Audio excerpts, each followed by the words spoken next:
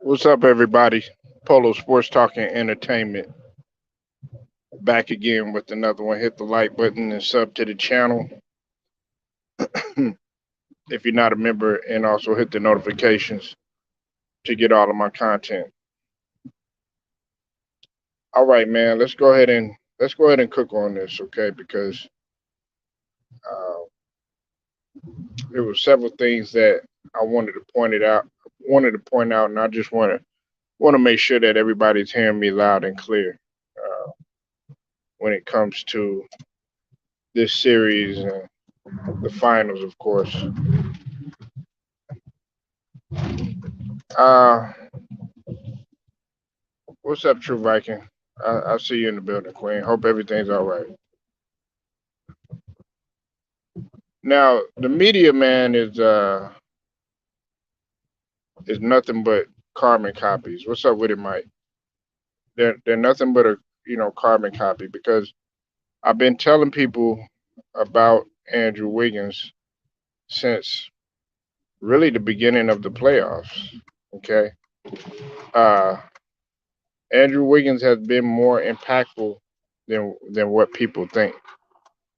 Okay, now I know there's some silly guys coming out here. They're wishing the Golden State Warriors fell, but more importantly, well, it's really on both ends.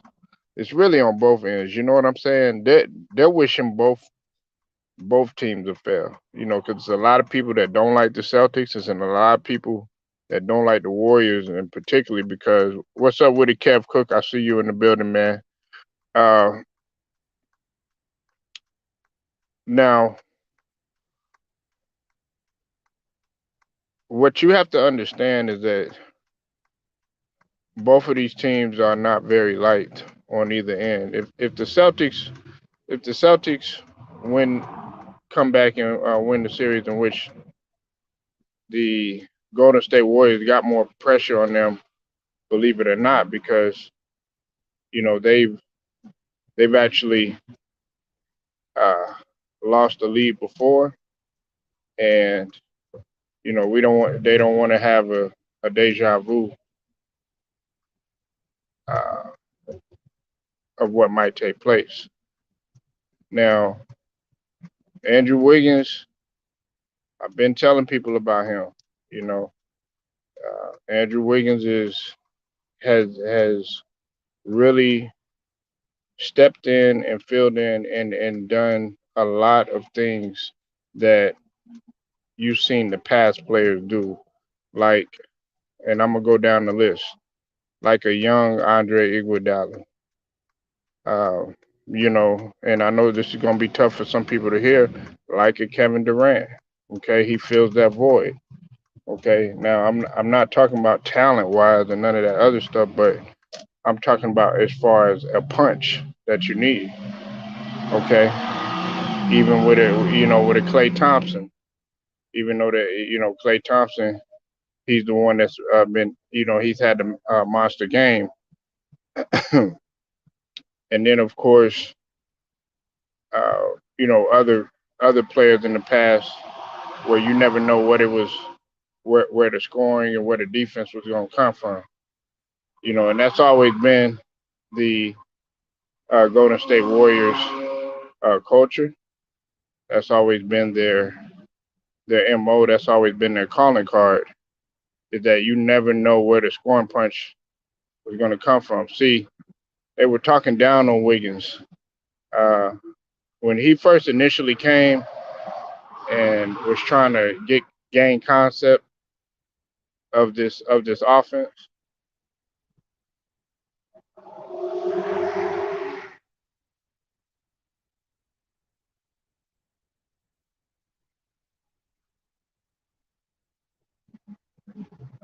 So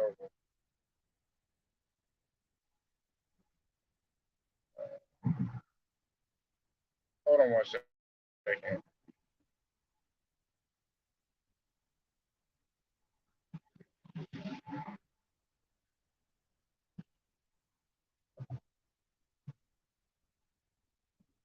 Um,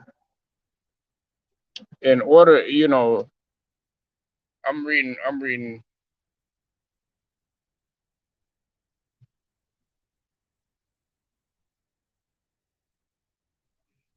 Let me see. So the Polo.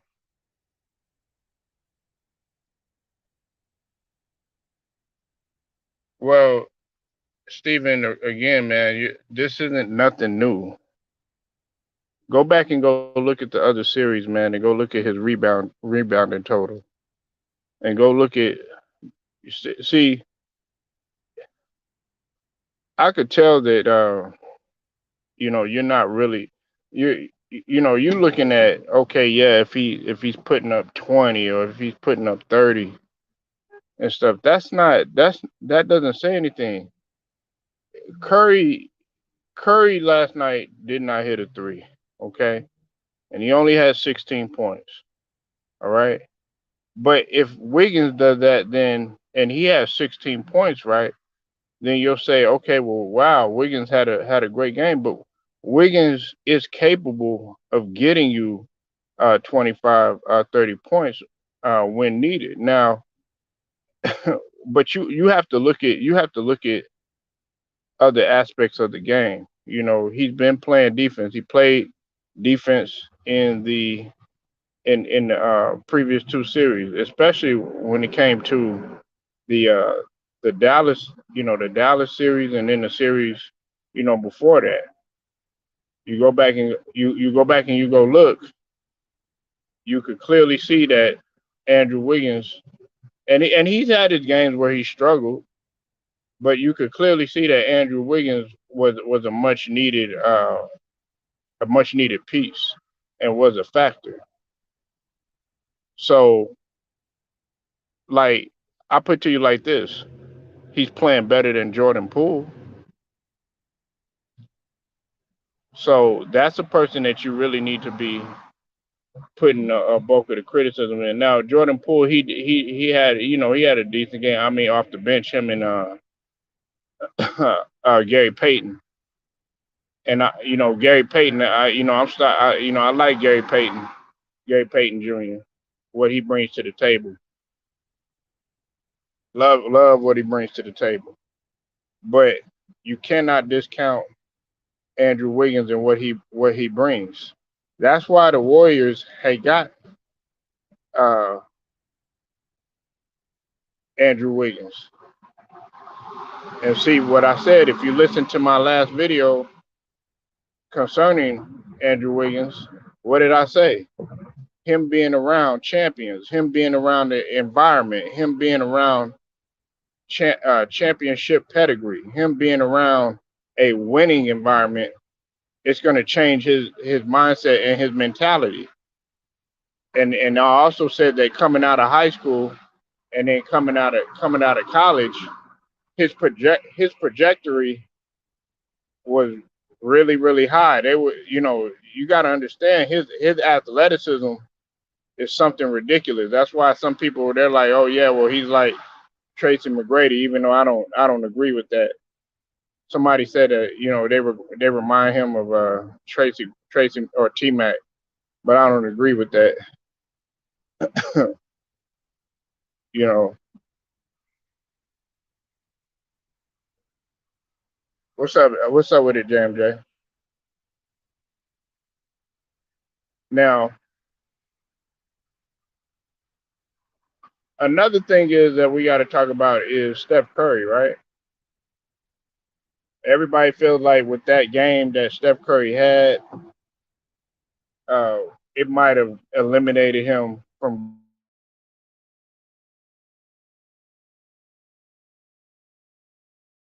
getting there. Stephen Curry still has the Finals MVP locked in. Okay, now if he blows it, and he struggles, because we got to understand, man. Y'all looking at Curry. I know he looks young, but you know, I mean, Curry has been really hooping on both ends of the floor, and doing playmaking too. And when he needs to pick it up, he'll pick it up. He's picked up the slack for other players, whether it's Poole not showing up, whether it's Clay not showing up, whether it's uh, some of the other guys that are on the team not showing up. So, him. It's sad that you say him having an off night is 16 points, but you take a role player, or whether it's Draymond Green not stepping up. But see,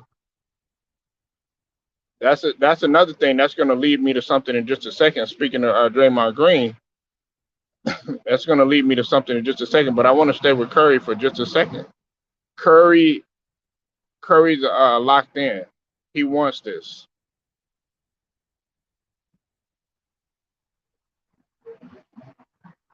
Chris Burger. Jacob, you something else, man. But Curry is locked in, and he wants this. But regardless of what anybody want to say, I know in the back of his mind he's thinking Finals MVP. But I think more than anything they do want that championship, because you got to think about it. This some people are calling this the last run of the Warriors. I disagree with that, because let me tell you something. People did people forget about a Frankenstein that possibly can be created in Wiseman? I know some people don't have no faith in Wiseman. I know some people didn't really get a chance to see Wiseman play and what he can do. He got he got thrown into a situation which was very, I would say, kind of unfair to him. But when James Wiseman gets back, that's another weapon that you have to deal with, and that'll be down low. And he could play a little bit extended too. He could stretch it out too.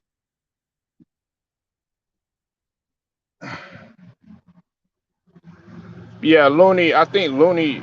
People forget that Looney has been a part of the Golden State Warriors for a long time. You know what I'm saying? He's been with that. So, he's not no spring chicken either. JMJ. But at the same token, like an example of that is like Al Horford.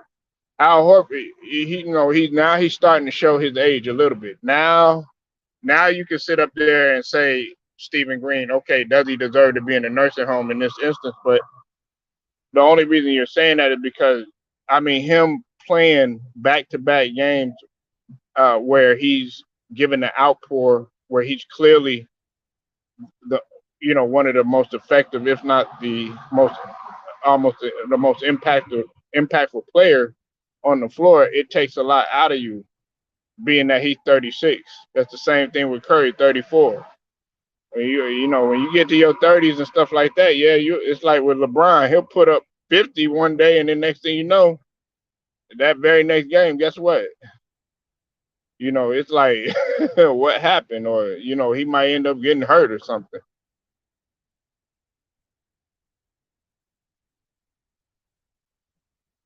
But he still has it locked in. I think that Curry still has it locked in. Uh, I'm not going to put too much stock in the MVP and him losing momentum on that, because they're really focused on championships right now.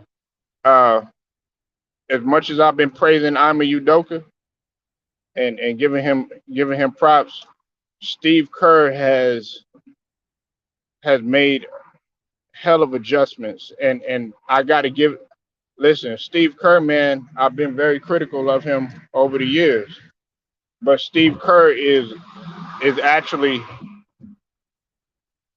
he's he's really contending with Ima Udoka in terms of adjustments, and that's not easy to say, because Ima Udoka has adjusted, like I said, since the beginning of this playoffs. His back. You got to think about it. Uh, it seemed like Boston, their backs was against the wall pretty much every series, with the exception of the Brooklyn series. And their backs might have been against the wall again, like within the game or something like that. But I mean, they pretty much dominated Brooklyn, for the whole entire series. They swept them. But you got to think about it when they went into with the Bucks. The Bucks were leading at one point. Guess what? They were able to take over, and then when they played Miami, guess what? They were down against Miami, and they ended up coming back. So we'll see how Ima Udoka is able to respond in this situation. Now, Draymond Green, he's piped down. He's playing the basketball that we're knowing that Draymond Green to play. All he needs to do is just settle down. Sometimes you just man. Sometimes you yourself in the foot by being erratic and being crazy, and you let your emotions get the best of you. That's why I like some of the best to do it. And yes, I'm bringing up Mayweather in this instance because he just got inducted to the Hall of Fame. Congratulations to Mayweather. But I often get into it, with like Jacob and stuff, talking about Mayweather and stuff. But one of the things that he was so good at was keeping his composure. One of the things that Jordan was so great at was keeping his composure. And that's even with Dennis Rodman. That's why like it's hard for me to put a guy like Draymond Green on D Rod's level. You know, I mean, does he do some things better than D Rod? Yeah, but in terms of Dennis Rodman actually piping down and focus and needing to play or something like that, and somebody giving a kick in his ass, and then he'll just pipe down and just focus or whatever. I mean, you see his play just go through the roof, and that's something that separates him automatically from a lot of the role players.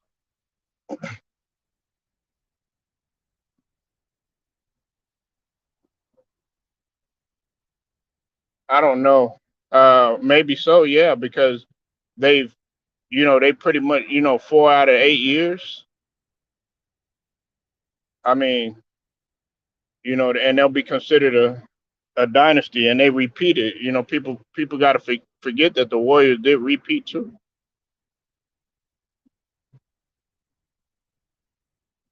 So we'll just have to see.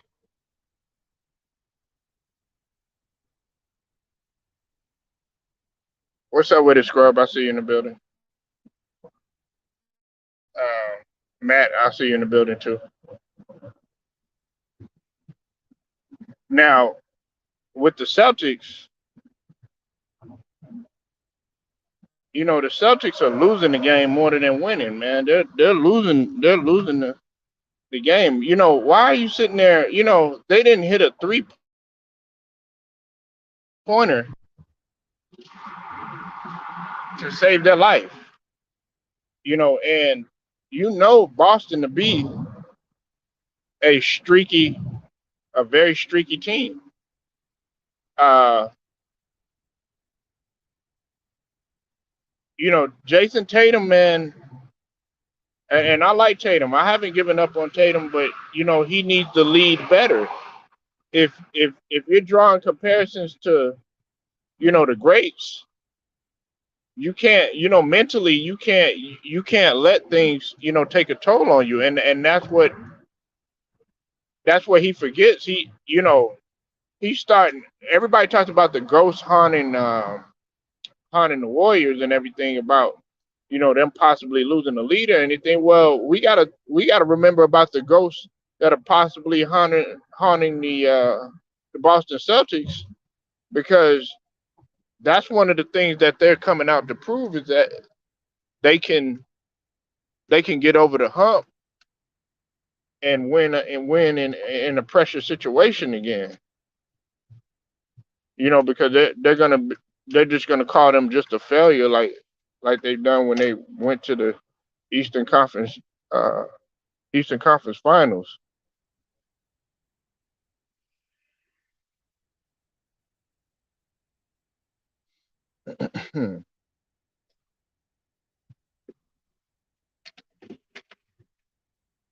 So uh, what's it called?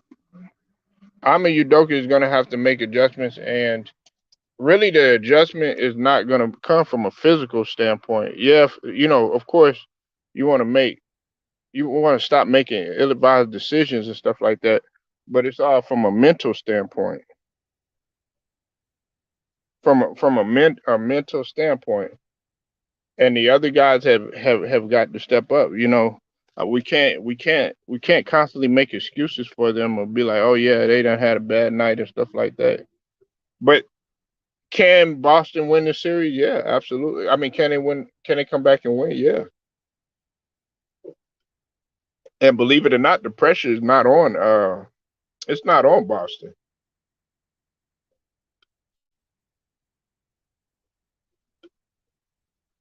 The pressure is on Golden State.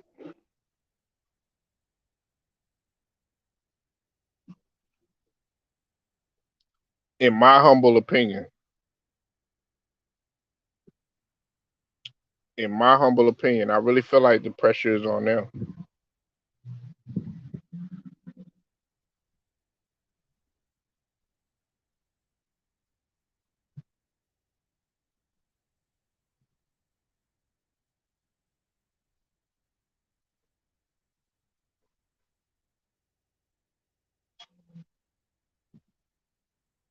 Yeah. So, um,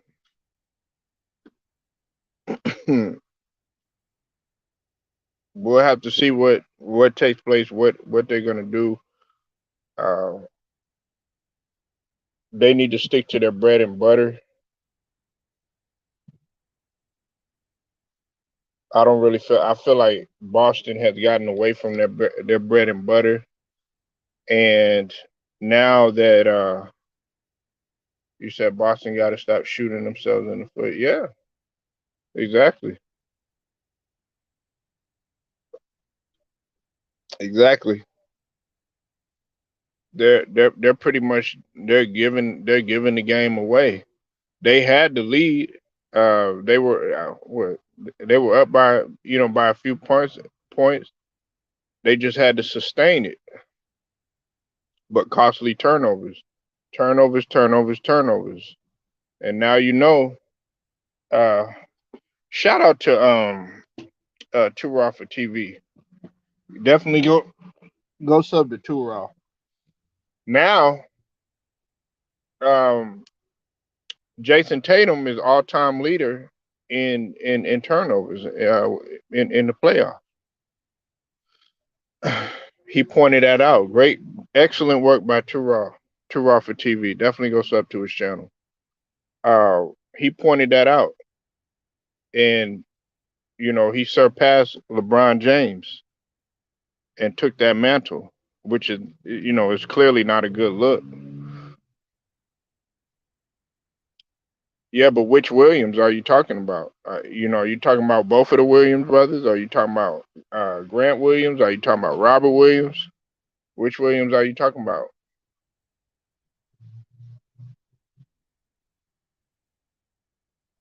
Well, I mean, he's always been doing good, Slinky. Y'all just never really paid attention to him. See, it's easy for you. Listen, that's what I'm saying. Like Andrew Wiggins is not the type of player that's gonna sit there and be erratic and crazy what he's done. He's done a lot of this in Minnesota. You just didn't see it, and he was in a losing situation. Now he's in a winning situation, and you know he's he's becoming more beneficial. In terms of how they're using him. They look at him as another punch on the rebounding in the rebounding department and in the scoring department. He comes through when you need him. Andre Iguodala used to come through when you needed him at the same time. At the same token, Sean Livingston used to come when you needed him. David West used to come through when you needed him. You know, uh, even like Kevon Looney came through when you needed him. You know, Jordan Poole is gonna Jordan Poole, is becoming that, but Jordan Poole He's up and down. Even Gary Payton. Gary Payton.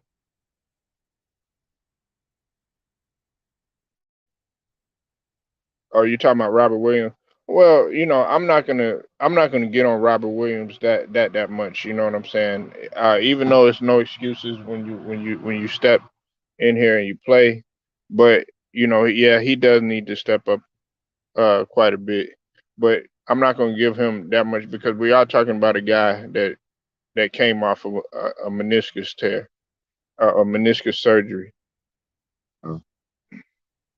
But he's done an incredible job. You know, I'm not saying that he deserves a slack or anything like that, Stephen. But we it all boils down to turnovers too, man. There were a lot of turnovers that were made.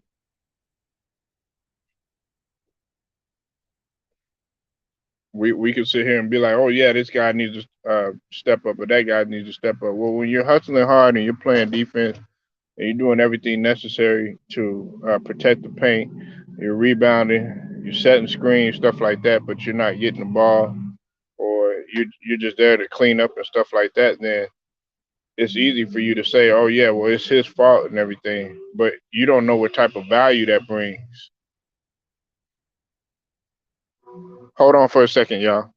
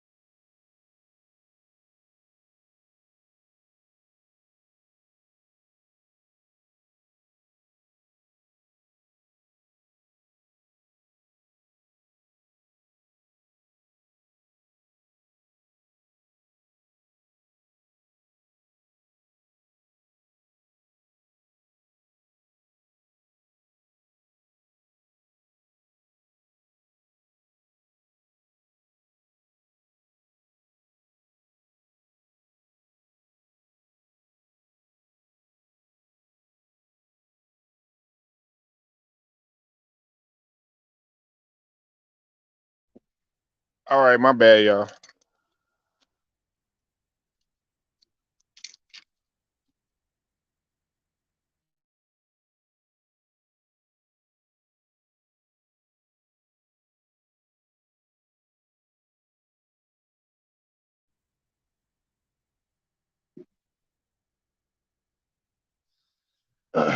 It's not gonna be that easy. It's not gonna be that easy, Scrub. It's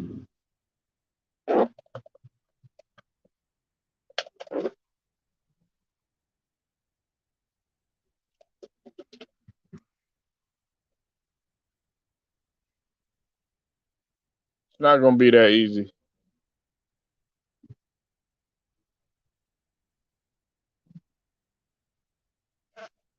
because great great coaches, and listen, Ama Udoka, even though he hasn't won, he hasn't, he's been in a championship environment. He's won with the Spurs and everything. He still is a great coach, regardless. He's proven that he's a great coach just by what he's been doing in this playoffs. In this playoffs alone. He outcoached he outcoached uh Steve Nash. He outcoached two championship coaches in Mike Budenholzer. And I know what people are gonna say, oh well, they didn't have Middleton. I mean, really the players. Listen, it's all about cohesiveness. Okay, I still have faith in the players.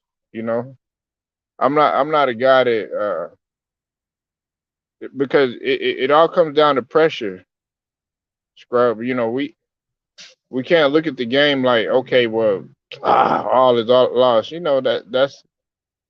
That's typical fanboy shit. You gotta be able to be a problem solver, and that's what Ima Udoka is, and that's what he brought out of the players and everything. Jason Tatum, he's got to cut out with all the crying and all the getting down on himself and stuff like that. You know what I'm saying? Uh, he got to cut that out. He's got to step it up, and he's got to be the leader that his mentor and Kobe Bryant would have wanted him to do.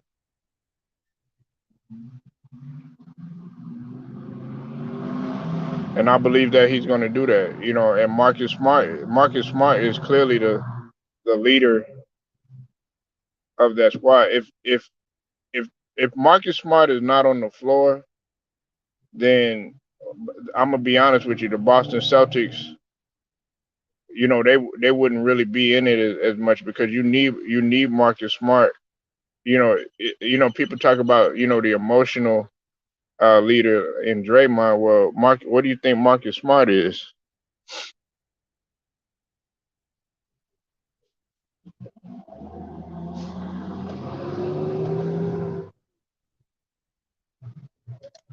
And as far as the Williams, yeah, they'll step up. Both of them will step up. They'll both step up. But they gotta continue to. They can't go away with what they've been doing, and that's what's been happening to them. They haven't been executing the game plan. They're sitting up there like they're being predictable. Like they're going for the same corner three that they did that play. It's like either it's going to be Al Horford sitting in the corner or it's going to be Jason Tatum trying to shoot in the corner. They know what the hell that they about to do.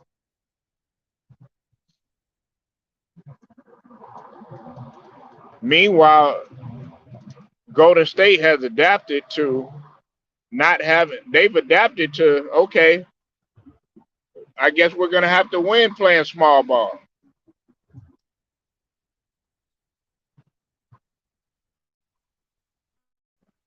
And you got to give credit to the Golden State Warriors in terms of their perimeter defense because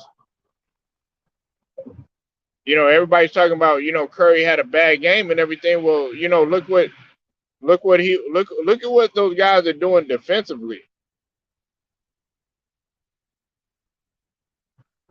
Sometimes you're not gonna win the game. It's not gonna be no pretty ass game. It ain't gonna be no 40 points. It ain't gonna be no 30 points. Sometimes you might like with Tatum won that one game. He shot horrible, but he had 13 assists. I think he was like 3 or 10 or something like that. He was like three for 12 or some shit like that.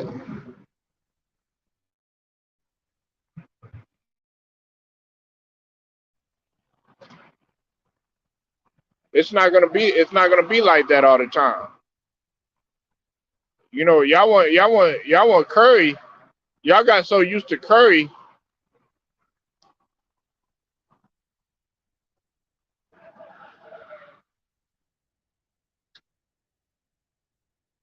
My bad, y'all got so used to Curry putting up like 40, 50 and all this other shit, you know what I'm saying? But you fail to realize that this dude, they got to do other things in order for them to win. Look, now you really got to be scared of that type of shit. You know what I'm saying? Like, well, I'm not gonna say scared, but you got to be nervous of the fact that, okay, if we shut Curry down now, oh shit, now we got Wiggins. Oh shit, now we got Klay Thompson. Oh shit, now we got this player. Oh shit. That's what you got to be. That's what you got to be concerned about. If I'm a Udoka, that's the thing that I'm concerned about the most.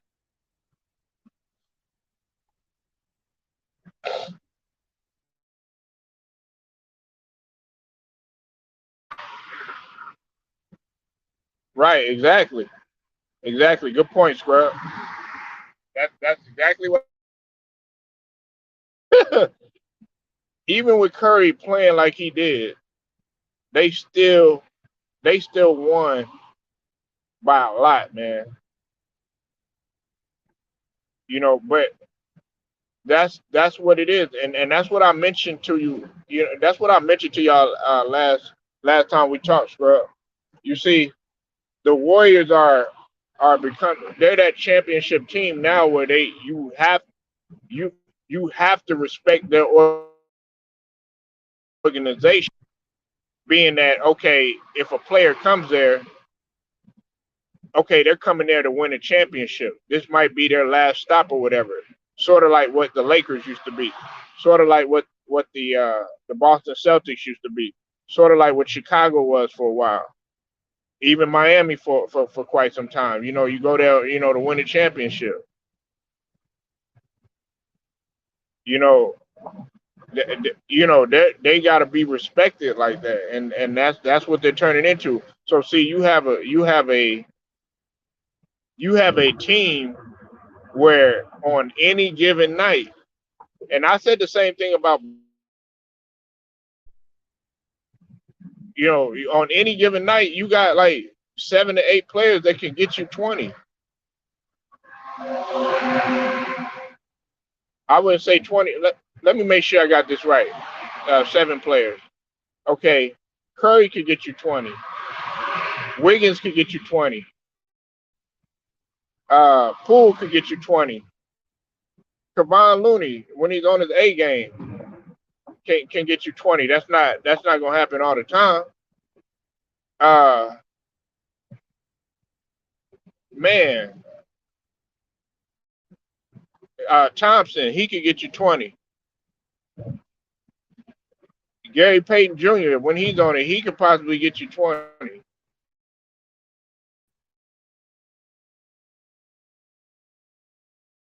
He could possibly get you 20. You got a lot of guys on there that's capable of get you 20.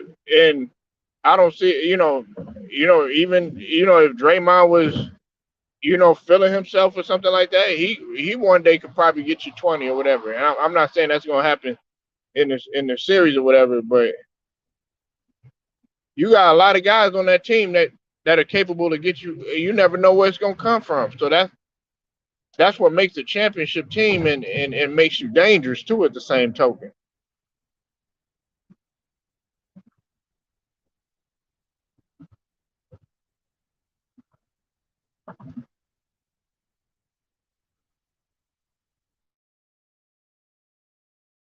I look at it. I look at it from that aspect. But really, and I know some people ain't gonna want to hear this, but it's gonna come down to X's and O's. It's gonna come down to X's and O's, and not only is it gonna come down to X's and O's, it's gonna come down to uh, the mental the mental aspect of the game. You know, Jordan, Kobe's, the Hakeem's, you know, the Magics, the Larrys, all them guys. They live to win championships on the road. They live to get that shit done on the road. They live under that type of pressure.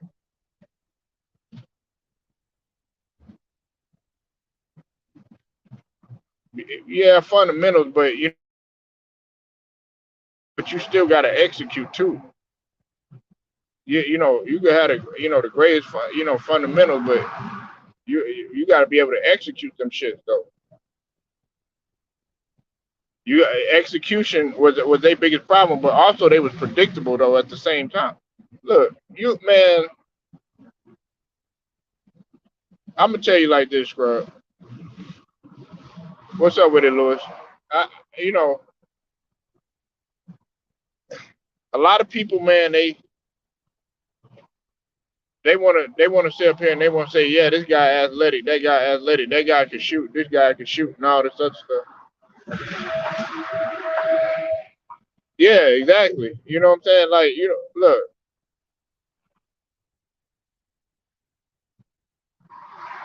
a lot of people don't understand, man. Like, okay, when it came to like Detroit, the Detroit Pistons, I'm talking about the '04 Pistons. Man, a lot of them guys, they weren't jumping out of the gym and all that other stuff. You know what I'm saying? They didn't have the most flashiest players and none of that other stuff, but they executed and they shared the ball well, and they were and they played hella good defense, and they were mentally strong because a lot of them guys had been through a lot in the NBA. They knew that it was that their time their window for winning the championship was coming to a close. Like the Rasheed Wallace, like the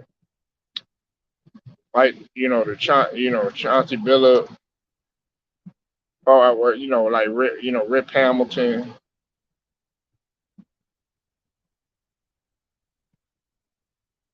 You only got a lot of them guys, man. They they put themselves on a watch because it's kind of like, look, man, I got to get a championship right now. Like once they start hitting that certain age, they like, man, fuck all this, man. I got to get a championship.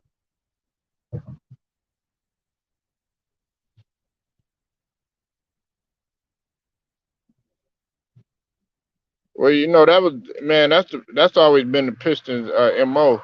And look, this is another thing. Like, see, that's why they could use a guy like Aiden. A lot of people don't understand that Aiden had he increased his perimeter defense because he um he incre- he increased his D uh DBPM. I think he went up to he went up from one point one to like point six. And that he also he increased his value over replacement. So you adding a guy like Aiden to a Detroit Pistons, which and then you have I wouldn't want to get rid of no goddamn Jeremy Grant though, but they gonna possibly want something.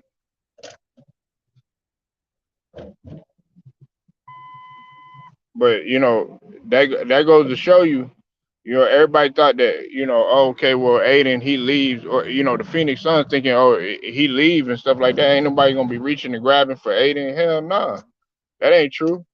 The San Antonio Spurs, they gonna show interest.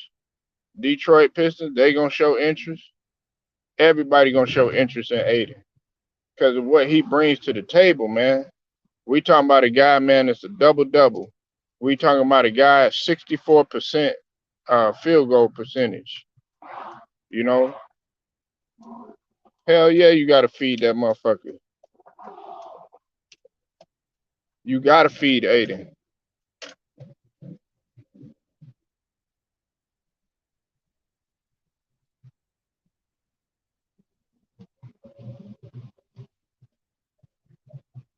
You know, now don't get me wrong, man. I don't like what he did in the finals, man. You know what I'm saying?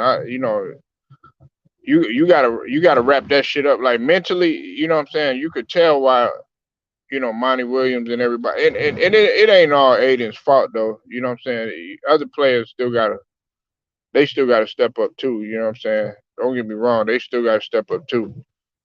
But it don't help when you got one of your main guys that's clearly his body language shows that he don't want to play, and y'all in a pivotal game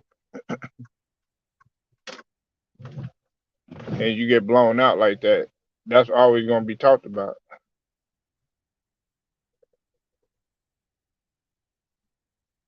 But that's always been, Lewis. That's always been they mo in terms of defense fundamentals and stuff like that. Because you gotta think, with the bad boys Pistons team, they didn't have no super talented guys outside of Isaiah Thomas and to a degree Joe Dumars. You just had a bunch of tough, rugged guys that that put their hard hats on, that was blue collar, and they listened to, they adapted to what Chuck Daly had preached, and they executed. And plus, they was meant that they were mentally strong too.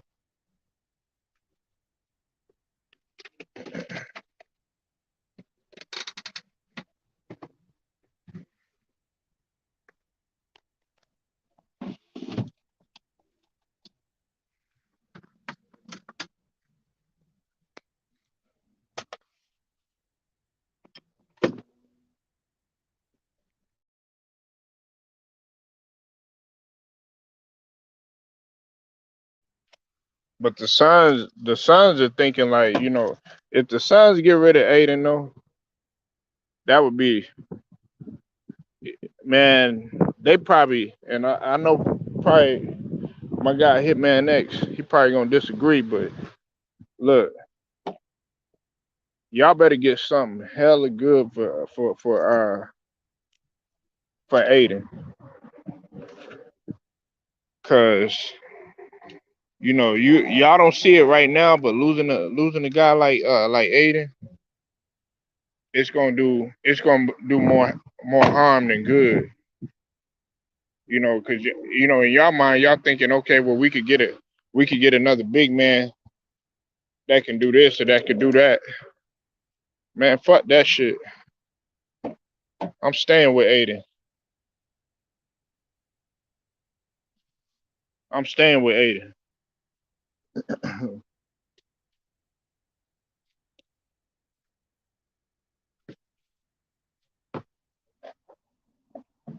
You're gonna have people, you know, because what it's gonna come down to is probably it's gonna come down to a sign and trade.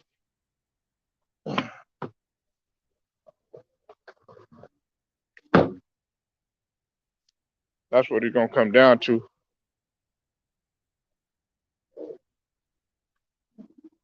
But don't get me wrong. As much as I like Aiden, I still criticize the shit out of him because he knew better. He knew better than to pull that.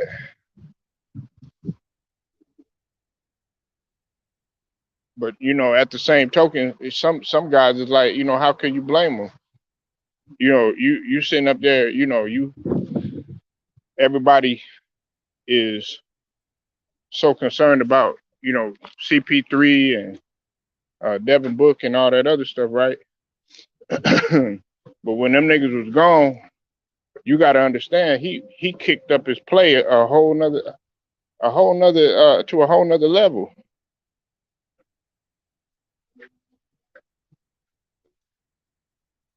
He took his play to a whole nother level, man. And I think that he felt unappreciated by that.